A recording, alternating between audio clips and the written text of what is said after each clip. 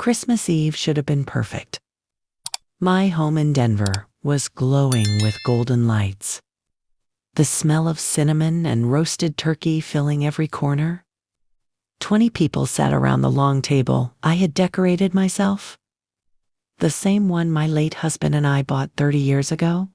It was supposed to be a night of warmth and family. Instead, it became the night I drew my final line. I had chosen a gift for my son, Daniel. That meant more than any diamond or gajita. Silver pocket watch. That had belonged to my grandfather. 4 generations had carried it. It was scratched, yes, but every mark told a story of resilience. I wrapped it carefully in blue velvet and handed it to him with trembling hands. Before Daniel could open it, his wife Vanessa snatched the box from his lap. She looked at it with disgust, holding it between her fingers as if it were something unpleasant. Seriously, Elizabeth. A used watch. This looks like something from a pawn shop. Her mother, Grace, sitting opposite me, chuckled and sipped her wine. Oh, honey, not everyone understands good taste. The entire room went silent. Forks stopped mid. My heart hammered against my ribs, but I said nothing. I just watched Vanessa open the box, lift the watch for everyone to see, and without hesitation, drop it. The sound of the crystal cracking against the hardwood floor was soft. But to me, it was thunder. Daniel froze. He didn't even look up. Not a word. Not a defense. Just silence. His wife had shattered not just a watch, but the very symbol of our family's legacy, and he did nothing. Grace laughed again, her voice slicing through the air. Oh, Elizabeth, you do love your antiques. Maybe next year, buy something modern. I slowly knelt down, picked up the broken watch, and wiped it gently with my napkin. My hands were steady, though something deep inside me had splintered too. I placed the watch in my pocket, stood tall, and looked at my son, really looked at him. He couldn't even meet my eyes. I reached for my phone. Good evening, Mr. Salazar, I said quietly. I need you to retrieve a Via Kella black BMW, license 92ZL317. Yes, tonight. Vanessa's smile faded. What are you doing? I didn't answer. I simply made the second call. Because that was the moment I realized this Christmas wasn't about gifts. It was about consequences. To understand why that watch meant everything to me and why Vanessa's betrayal cut so deep, you need to know where it all began. That night, after everyone left and the house was silent again, I sat in my dimly lit living room holding the broken watch. Its cracked face reflected the fairy lights still blinking on the Christmas tree. That piece of metal had survived for generations of my family, until my daughter smashed it without a second thought. To anyone else, it might have been just an antique. To me, it was my entire story. I grew up far from luxury, in a small town in New Mexico. Behind my grandfather's hardware shop, the smell of wood shavings and engine oil was the scent of my childhood. My grandfather, Hector, was a man of few words and calloused hands. Every night, after closing the shop, he would sit by the counter, polish this very watch, and tell me the same thing. Hard work won't make you rich overnight, Liz, but it'll give you something no thief can take: dignity. When he passed, I was 17.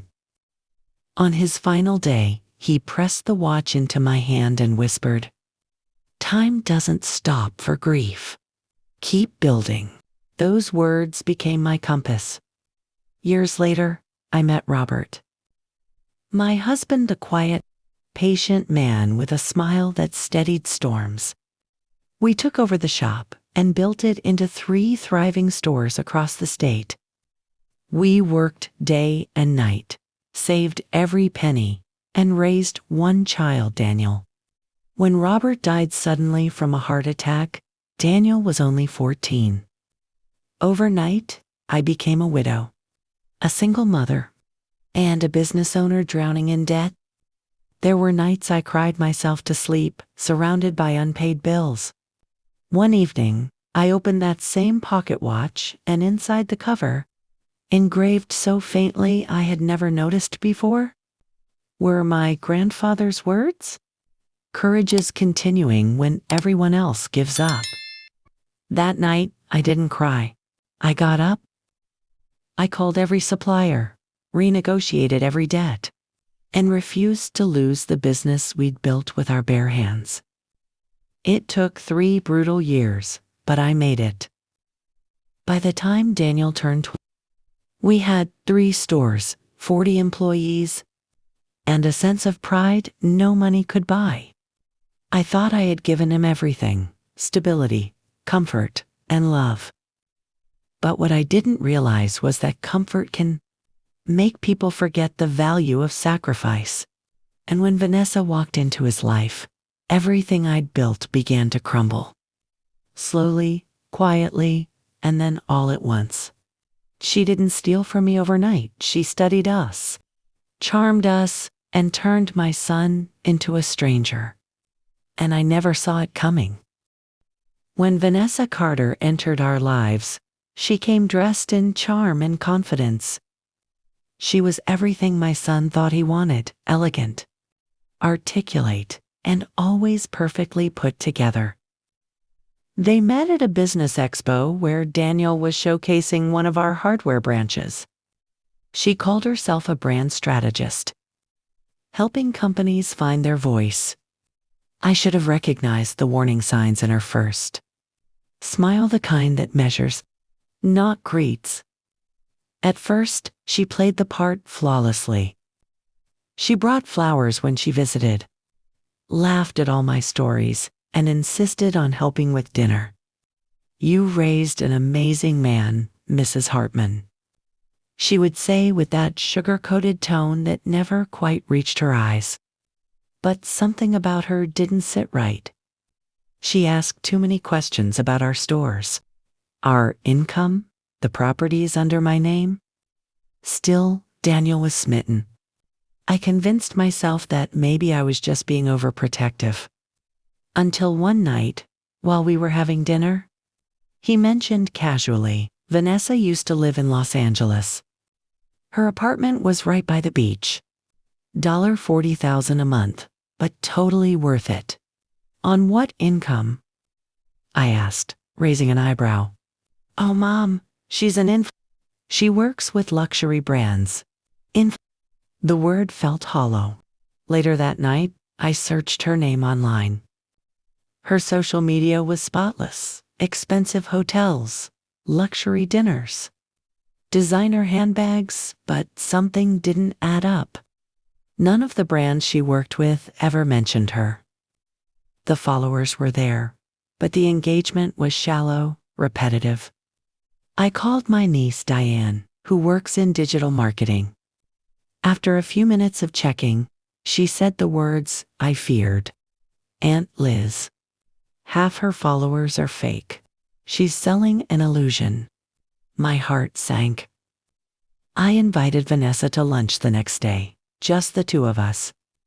Over tacos and polite smiles, I asked about her family. She hesitated, just for a second.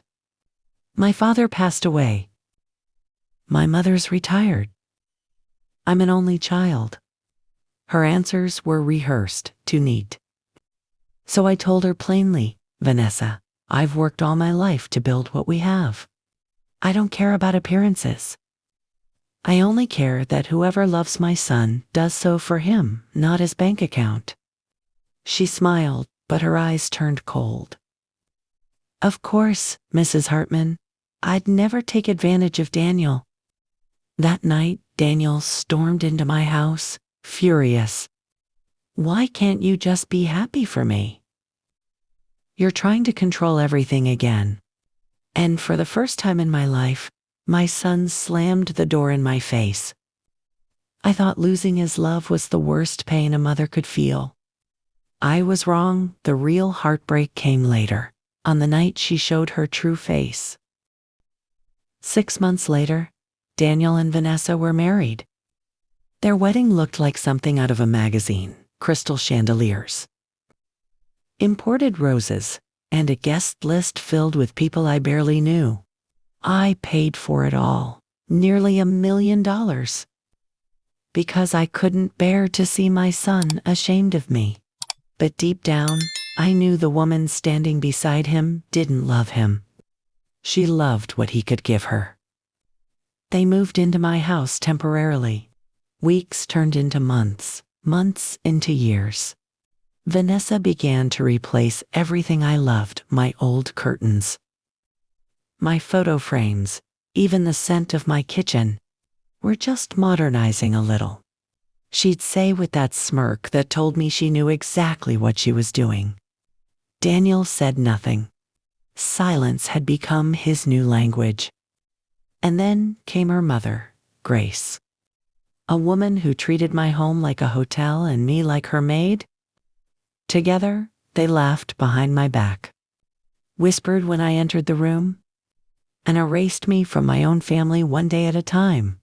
Still, I stayed quiet. I had already buried a husband, survived bankruptcy, and built an empire with my hands. I could survive this too, or so I thought. Then came that Christmas Eve. I wanted peace. I wanted to believe there was still a bridge left to save. So I planned the dinner myself: every candle, every plate, every tiny detail. I even prepared a gift for Daniel, the same pocket watch my grandfather had given me, now polished and wrapped in a walnut box. Inside was a note that said, "This watch has witnessed 4 generations of courage. It's not gold or diamonds, but it carries something far greater: honor." When he opened it, tears filled his eyes. "Mom, it's beautiful." But before he could say more, Vanessa leaned over, inspected it, and said flatly, "Is this ... used? Looks ancient." Then she laughed. "You gave your son a relic?" And in one heart-stopping moment, she dropped it. The room froze. My son said nothing. 38 seconds of silence. 38 seconds that burned everything I'd ever built. That's when I picked up my phone. I canceled the car. I froze the accounts. I removed Daniel from the business records. And I did it all without raising my voice. When I finally looked up, I wasn't the broken mother anymore. I was the woman who had just taken her power back. That night, I didn't lose a watch. I recovered my dignity. And if you've ever had to choose between love and self, remember this: you can rebuild wealth, but you can't buy back your worth. If this story touched your heart, tell me in the comments, what city are you watching from? Don't forget to like, subscribe, and share this story so more people remember. No matter how old you are, it's never too late to stand up for yourself.